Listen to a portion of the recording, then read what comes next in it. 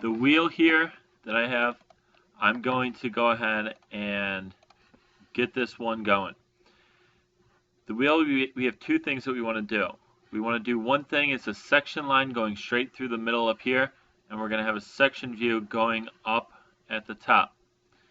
We also want to do a detail view of this little peg and these little openings here, and we're going to put that detail view over to the left hand side. Before I start any of that though, I'm going to go ahead and add in some center lines. There's my center lines there, and I'm ready to go ahead and do a section view here. Okay, for a section view, we go at the top under place view, we find section, and we're going to first select the view that we want to do a section view of. So I click the red, and then from there I'm going to go to the far left hand side until I see a green dot. I'm not going to click yet. I'm going to go off to the left, and you can see I have a dotted line that's going kind of directly off to the left side. I go a little bit off of my part. I'm going to click once over on this side. I'm going to go straight across, and then I'm going to click one more time. Okay. I'll do that one more time here. Section. I'm going to click on the front view, go off to the left, click once, click again, and then I'm going to right click and then say continue. From there, it has, what do you want to view this as? This is the first section view or detail view or anything like that that I'm doing in this. So I'm going to stick with view identifier A. You can put your own custom one too if you want to do that. But we should all be using A for this one. The scale. What scale do you want it to be?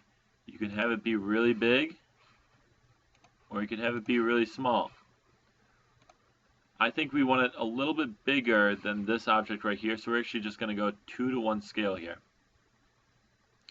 And once I got that all figured out, I can just click one time, and there it's in there. I've moved my section view, or my call out right here, just to the left side, just so it's not where I'm going to be dimensioning everything. From there, you can always annotate and add in our center lines.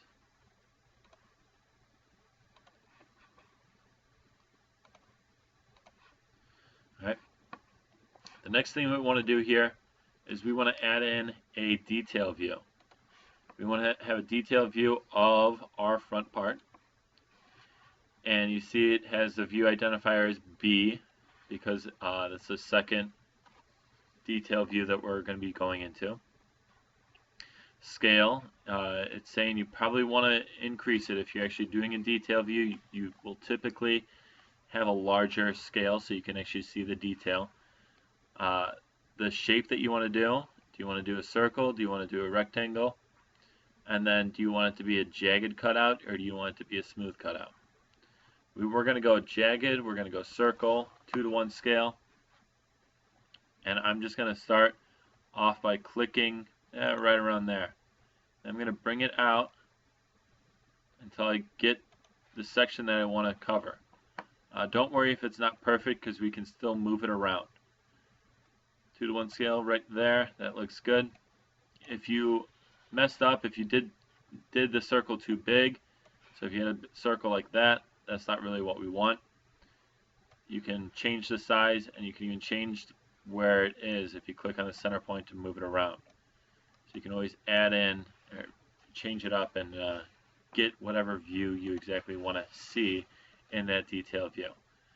So that's how we do a section view and a detail view there on the wheel.